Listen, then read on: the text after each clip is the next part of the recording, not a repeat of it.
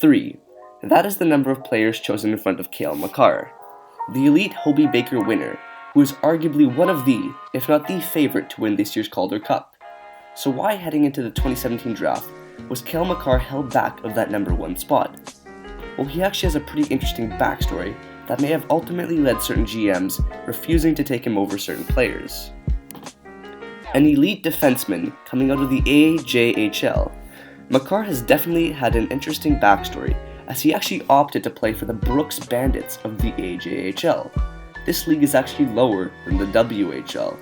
Because of this, Cale would get much less exposure and would ultimately, leading up to this, get criticized by scouts for intentionally playing against weaker players on weaker teams. Although Makar had the upside of being an offensive defensive superstar on the blue line, this might have been one of the main reasons holding him back. But there is a reason Makar chose to play in the AJHL. It was to play in the NCAA, where he absolutely dominated. Along with this, his Hobey Baker Award win last NCAA season, Makar also went on to win a gold medal for Team Canada in the World Juniors, where he put up exceptional numbers and ultimately raising his value heading into the draft. And only in his first NHL season, Makar has already shaped up to be a franchise-type defenseman for a cup-contending Colorado Avalanche team. While I record this, he has 50 points in 57 games played, and that's 12 goals and 38 assists. Because of these numbers, it is undeniable to consider Cale Makar to be in contention for the top spot in this redraft, battling it out with the likes of players such as Elias Pettersson. And overall, these stats are prime examples that Makar is a foundational piece in Colorado's blue line and will lead them to success for many years to come. So why was he 4th? Let's talk about the 3 other players that certain teams favored over Cale Makar. Now we're going to start this off with the number 3 pick. We have the Dallas Stars, who have selected Finland's Miro Heiskanen. He was praised heavily for his elite two-way game and puck movement. Many people argue that Heiskanen is overall a better player than Makar, and although I do agree that he does have the better two-way game, I personally do not agree that he is the better player overall, as I would definitely have Makar on my team over Heiskanen. But in this draft year, he had a great progression and put up some pretty above average numbers with the Liga, and definitely impressed scouts. He also had a tremendous World Juniors where he put up 12 points in 7 games with Finland. He ultimately led that team to win a gold medal, which was great for his overall stance in the draft.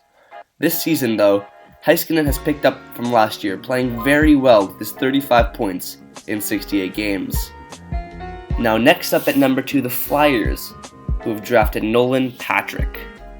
Heading into the draft, most scouts believe that Nolan Patrick was the clear-cut number 1 pick, as he had good size, skill, and could score. He was overall just a really solid center heading into the draft. He played on the Brandon Wheat Kings in the WHL, where he recorded 102 points in 72 games played in one of his years. And although Patrick put up marvelous numbers in the WHL, his transition to the NHL has not been the best. In his first year, he put up just 30 points in 73 games. And obviously, this isn't bad by any means. It's just a little disappointing for his second overall pick. He followed up his rookie campaign pretty much matching it with 31 points in 72 games played. And this year, though, Nolan has unfortunately not been able to play a single game due to a migraine disorder that, what I hear, has sprung from concussions. And obviously this is very unfortunate because it would have been really interesting to see his growth for this year. But I mean, health comes first, as we do see with no hockey right now. Probably one of the main reasons I'm making this video. But it is unfortunate nonetheless. And we hope that he can get better soon so he can play.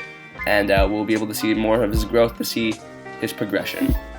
Now finally, with the number 1 pick in 2017, the New Jersey Devils select Nico Hischier, who is ultimately a pretty big riser in the draft, putting up 7 points, in 5 games with Switzerland.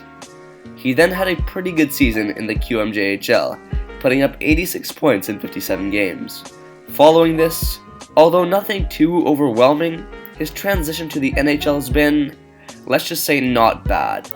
As I said earlier, nothing too special for a first overall pick, but 20 goals and 52 points for a rookie is definitely something to be proud about.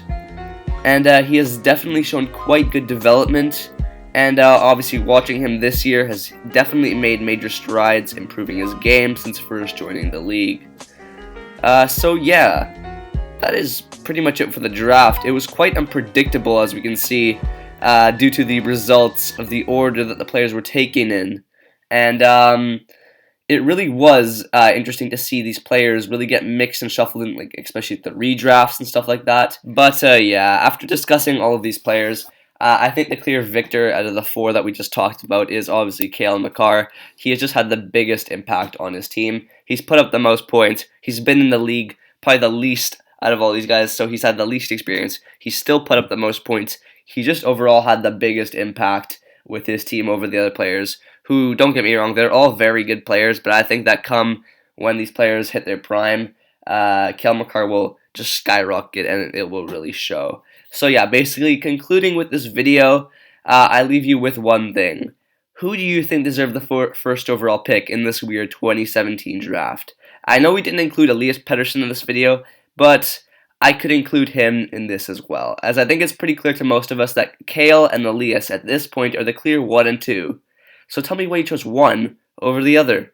And anyway, that wraps up this video. If you enjoyed it, please leave a like, and please subscribe. It would be greatly appreciated. And obviously it is a really dry patch with no hockey, so I'm open to just about any ideas for videos. So if you have any, just please let me know. Anyways, thank you guys so much for watching, and I'll make sure to catch you guys all later.